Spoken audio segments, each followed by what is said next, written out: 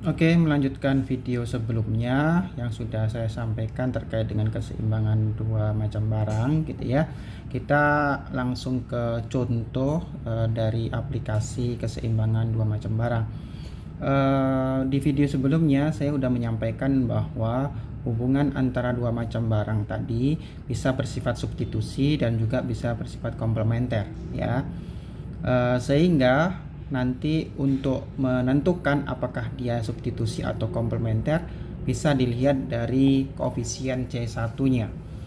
Kita yang lainnya gitu ya, misal Q D1 sama dengan A1 plus B1 P1 gitu ya. Koefisien B1 karena dia nempel di harga dari barang satu gitu ya, berarti dia mengikuti hukum dari permintaan, dia B1-nya pasti akan negatif. Ya. Begitu pula untuk QD2-nya, untuk C2-nya pasti negatif juga karena dia mengikuti hukum dari permintaan. Ya, itu sebagai tambahan dari video sebelumnya. Oke, di sini ada contoh, ada dua jenis barang, barang satu dan barang dua. Masing-masing sudah disampaikan QD1 sama dengan 10 min 2P1 plus P2. Kemudian QD2 sama dengan 5 plus 2P1 minus 2P2, sementara QS1 sama dengan min 3 plus 2P1, QS2 sama dengan min 2 plus 3P2.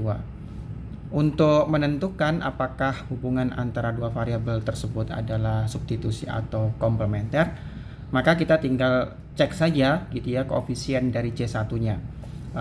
Yang dilihat mana? Yang dilihat adalah persamaan QD1-nya ya. Jadi di sana koefisien C1-nya adalah positif. Itu artinya hubungan antara barang satu dan barang dua adalah bersifat substitusi. Oke.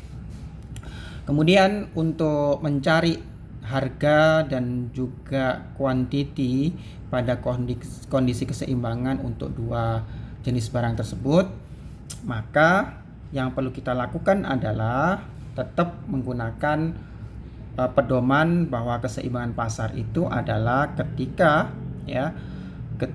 QD1 sama dengan QS1 dan QD2 sama dengan QS2.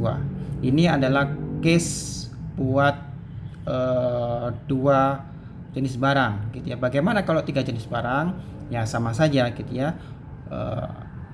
Secara teoritis bahwa permintaan itu sama dengan penawaran. Ya, apakah nanti barangnya 2, 3 ataupun seterusnya gitu ya, maka itu nanti menyesuaikan saja.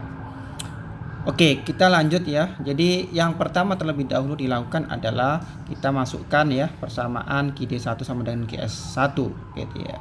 Jadi di sini kita bisa tuliskan bahwa QD1 sama dengan QS1 kita buat secara sama seperti ini gitu ya. Jadi 10 min 2P1 plus P2 sama dengan min 3 plus 2P1.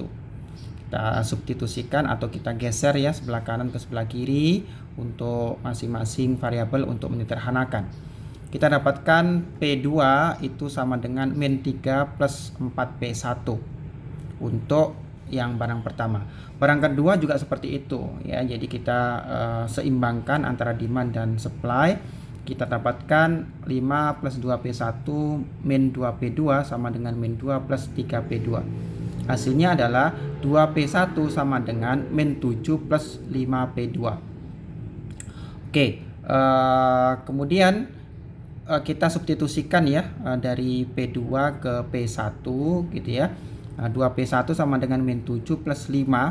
P2-nya adalah min 13 plus 4P1.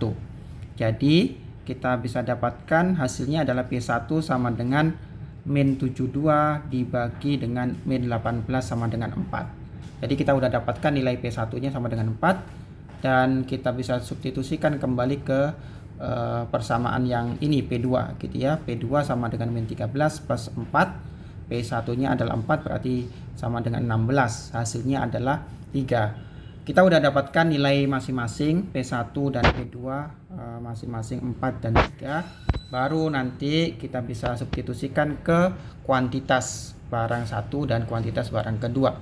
Yakni kuantitas barang 1 kita dapatkan sama dengan 5, kemudian kuantitas barang kedua sama dengan 7. Jadi keseimbangan untuk dua macam barang substitusi tadi itu adalah P1 sama dengan 4, ya, Q1-nya sama dengan 5, dan P2 sama dengan 3, dan Q2-nya sama dengan 7. Jadi kita bisa lakukan secara bertahap ya. Jadi barang 1 dan barang kedua kemudian kita substitusikan gitu ya untuk mendapatkan nilai dari masing-masing harga dan juga kuantitasnya ke dalam persamaan yang sudah ada. Ya, oke, itu contoh yang bisa kita buat ya untuk persamaan dua macam barang ya. Kasusnya di sini adalah barang substitusi.